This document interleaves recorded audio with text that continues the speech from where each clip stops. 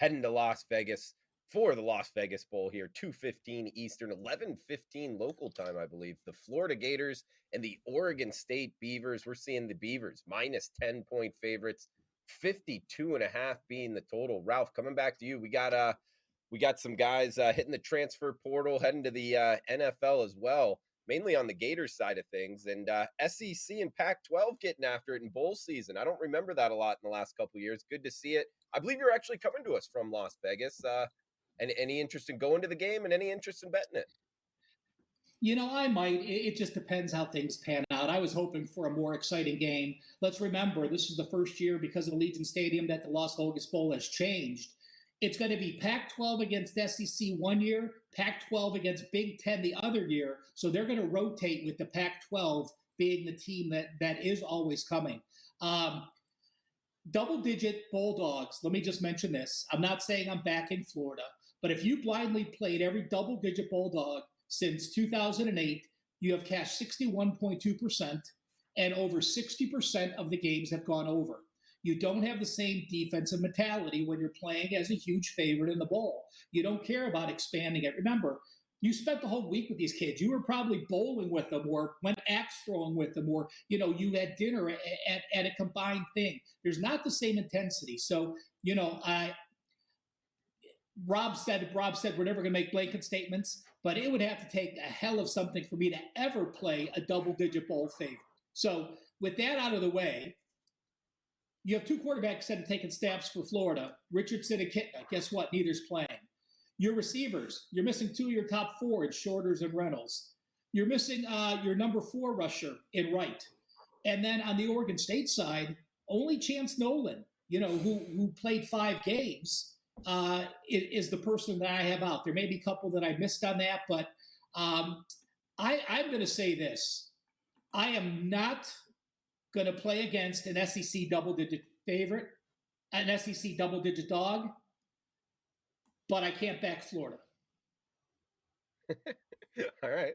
Good breakdown there, Ralph. Robbie, coming to you next. This is a game I spent a lot of time on, man. I find it a fascinating handicap. One, Pac-12 SEC, Ralph eloquently broke down what the Las Vegas Bowl is doing going forward. I think that's pretty cool. What I'll say, though, Robbie, is Ralph talked about the top 2 quarterbacks for Florida not going to be playing in this bowl game. Richardson going to the NFL, which, by the way, I don't think is – I think he should stay into college, get another year. But, hey, it is what it is. Go make that money, I guess. Great stat by Ralph, 61.2% double-digit dogs in bowl season since 2008. That would point me, towards the Gators. And another aspect I wanted to throw out there, Robbie, is their quarterback, Jack Miller. One, he got a scholarship offer to Ohio State, then transferred to Florida. I guess we don't know a whole lot about him. He got injured in the preseason. But what I want to say here, Rob, is it sets up well for him to be comfortable in the offense. If he would have gotten injured on a normal Saturday and then had to play the next Saturday, he would have gotten 3-4 practices and had to go out there and play. He gets the bowl season prep to feel a little bit more comfortable in the offense. That was one reason I was kind of looking towards a big dog here in the Gators, maybe sprinkle a little bit on the money line. What are your thoughts here in Las Vegas? Well, yeah, absolutely, Drew. And the reason why I would consider Florida is simply the head coach, Billy Napier, right? It's his first go round with the Florida Gators. Obviously, it's going to be meaningful to him. I think he's a great motivator. Yes, they've lost a lot of guys that are going to go to the NFL, but he's got a lot of kids there that he's going to have for the next couple of years that he's trying to get to the top of the SEC East and eventually the top of the SEC overall. All that being said, I think it's really hard to reconstruct your offensive system in one game, no matter how many, 1 or 2 weeks of practice, really not enough. Jack Miller is not Anthony Richardson. You have to take that piece of the playbook basically out here. We'll see how the Gators handle it, but Jack Miller's more of a drop-back pro-style quarterback, pocket passer, not the dynamic, I can break off a 60-yard scramble like Richardson is, and a lot of those quarterback designed runs, I don't believe will be part here. The game plan will probably be simplified. Some would call it dumbed down. I'll call it simplified here just to, get a look and get him accustomed to being out there and having snaps against a defense Drew, that if Florida's passing game is subpar statistically, which it should be, right, when you're losing the amount of skilled players that they're losing for this game at the receiver and at the quarterback positions, then you have to rely on your running attack. And their running attack, their backs are really, really good. But Oregon State's run defense is really, really good. It's probably the best feature of that defense. I think you'd rather attack Oregon State through the air than you would on the ground. So matchup for Florida's offense doesn't look great.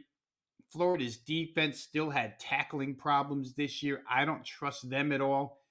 For those who got in on this number early, good with Oregon State, good for you before it hit double digits, because I, like Ralph, although I think Oregon State's the better team and I think they're going to come motivated. I mean, how often does Oregon State get a chance to play an SEC team? Not much.